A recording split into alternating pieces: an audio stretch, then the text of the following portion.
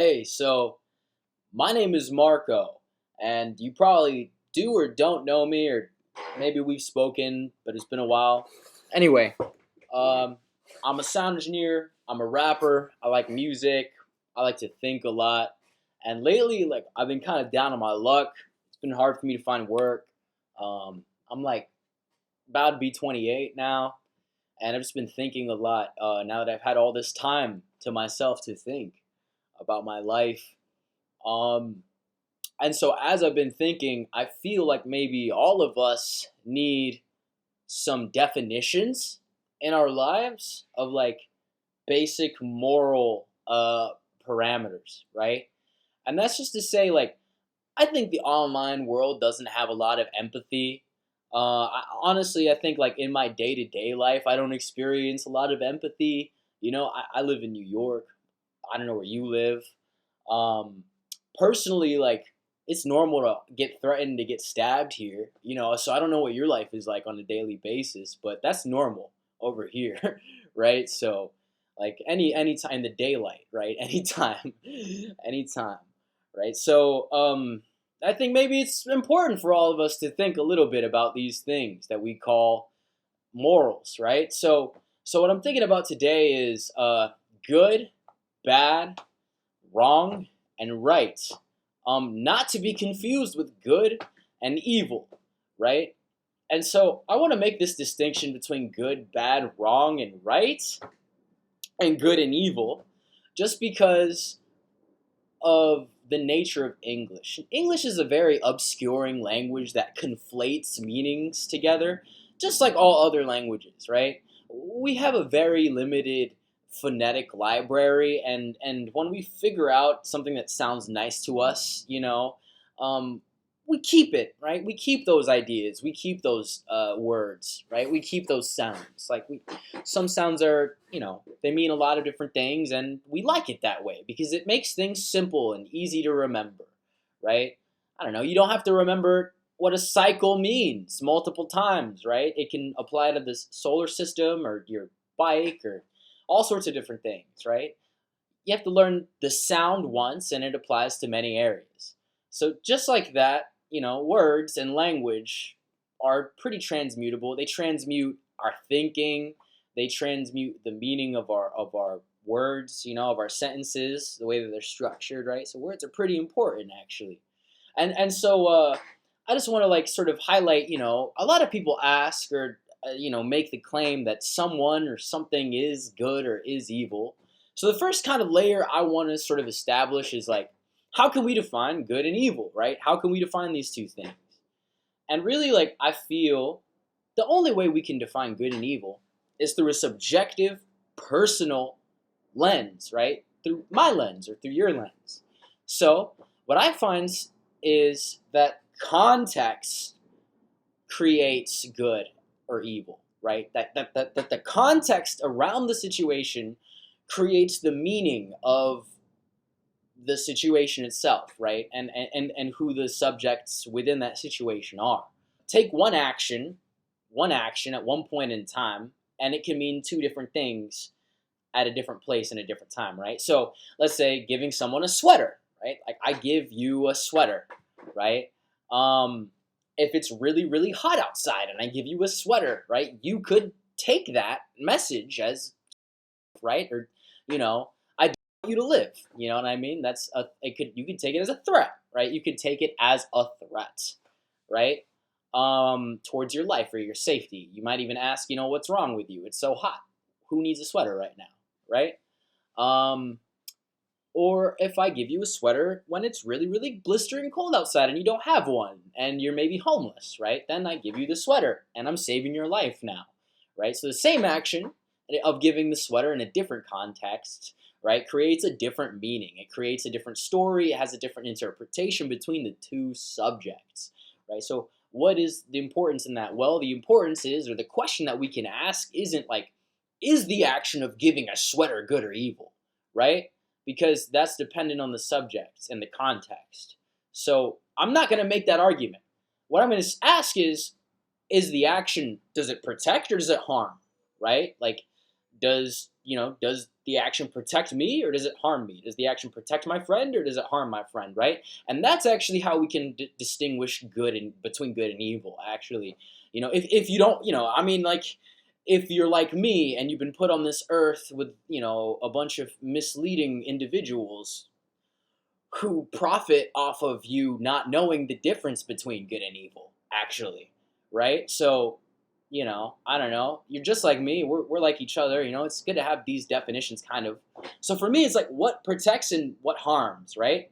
And, something can be, right, good for me and evil for you, right? So I can protect myself by eating your food, and maybe that's not good for you because that harms you, right? So that is where that whole clash of wills comes into play. That's where sinning comes into play. Sinning, or missing the point in Hebrew, missing, sinning, right? Where you don't see the full picture, where through your subjective lens, you might say, I am hungry, num num num num, I need to eat, and who cares about that person crying over there? I need to eat, right? Like, that's narcissism in a nutshell, right? So I don't know.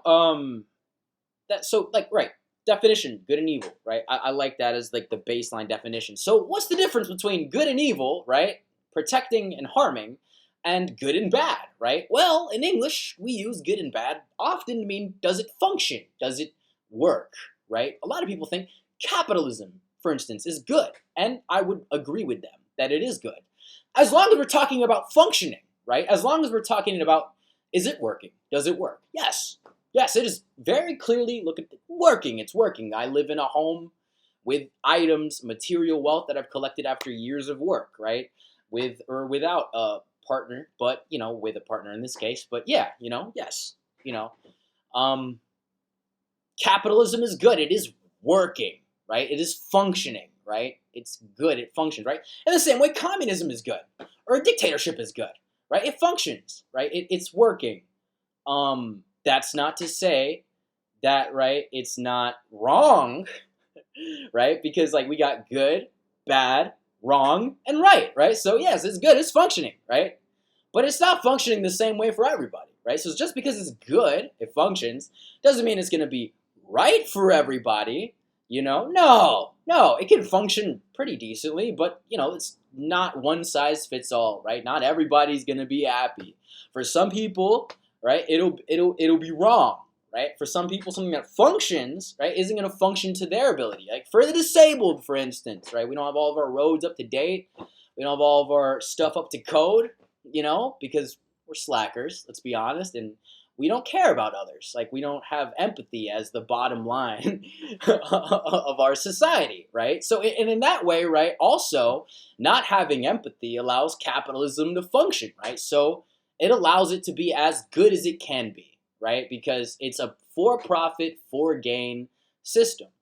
Now, you might be asking, well, what alternative is there? We've seen the alternatives and they don't work. Well, that's not true, right? So America's had a lot of social programs in the past, and it's actually asked,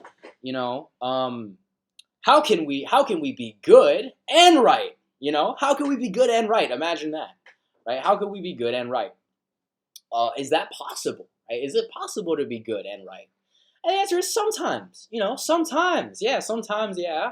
Sometimes, the investor is going to be upset that they're not getting as massive gains as they would be otherwise, But, to that I say somebody's got to be upset, right? Somebody's going to be hurt at the end of the day in this social system. And, do I think that the people at the bottom should be the ones straining and hurting the most compared to the ones with the most power at the top who are actually maybe more capable of handling that type of strain because of their assets? Like, do I think that, like, it's a moral argument that the people at the bottom should be allowed to suffer and that we should actually hate them and detest them for their own incompetence, right? Do I think that? No, I don't. I also, just like I don't hate the rich, right? I don't hate the rich and I don't hate the poor, because all I see are individuals going through their own subjective journey, right? All I see are people going through their subjective journey, right? Asking themselves, like, is this good or bad, right? Does this work or does this not work? And then asking themselves, like, how wrong and right am I? And can I live with it, right? Can I live with it, right? For someone like our president, right, the president of the United States, Donald Trump, right? For someone like him, he can live with it. He has a book called The Art of the Deal, which essentially says like I wants to get all of the gain while I screw over everyone else, right? That's the book that he wrote. That's the playbook that he's going by. He cares if it's good for him, and he doesn't care how wrong it is for anybody else, right? That's his playbook. That's the narcissistic psychopathic playbook. And maybe you could even argue the entire world is running off of this playbook. And America can't stop being on this playbook because the rest of the world is still running on this playbook. I mean, part of the reason we have an armistice, right, with Russia and we haven't killed each other, all of us, is because of the Cold War and because of the nuclear arms race and because like we all have nukes and we all have guns. We're in a Mexican standoff. We all have guns pointed at each other right now. So like in a global scale, right? We're not operating on the idea of social morality or conscientiousness. We basically just got guns to each other's head and we're just daring each other, to pull the trigger. Because we live in a dominant submissive hierarchy, right? So aside from this question of what's good, what's evil, what's good, bad, wrong, and right? We have to ask, where do we want to be on the dominance hierarchy, right? Where do we want to be, When we're babies, we all start at zero, right? When we're babies, we all start with no power, no agency, completely submissive, right? I would argue being submissive or being at the bottom of the power pool actually gives you the most power without any of the agency, right? So I would argue that like submissive entities actually have the most pull over the leader in general. That's a law of nature as far as I can tell. I would love to see you try to prove me wrong. You can't. It's a law of nature.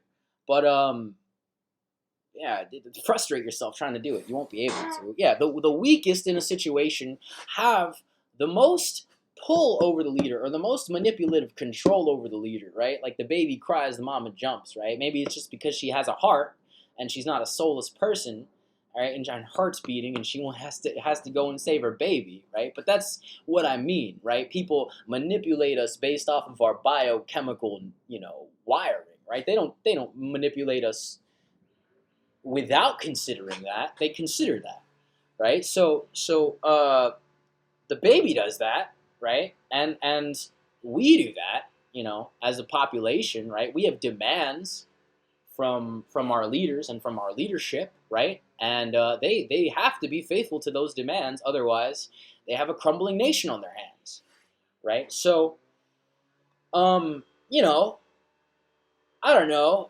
There's no like saving grace here. There's no like good way to end this. It's just to remember, right? When you're looking at things through the lens of everyday life and you're kind of finding yourself hating someone for no reason, maybe, just ask yourself, um, is what they're doing working for them? Is it good for them, right? Is it bad for them, right? Is it not working for them in any way? Is it harmful for them, right? Is it harmful for them or others? Is it wrong, right?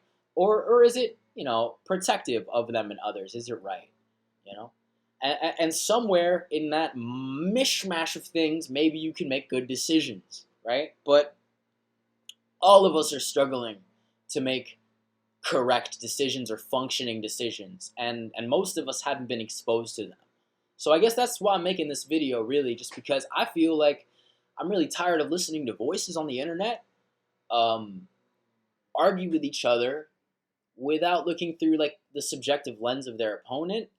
I really miss that. I really miss insight in conversations, and I really miss going online and listening to people talk with insight. And I don't know, this is just maybe a video that I'm making to maybe help people get some insight again. So I don't know, Godspeed, God bless you guys, God be with you, or goodbye.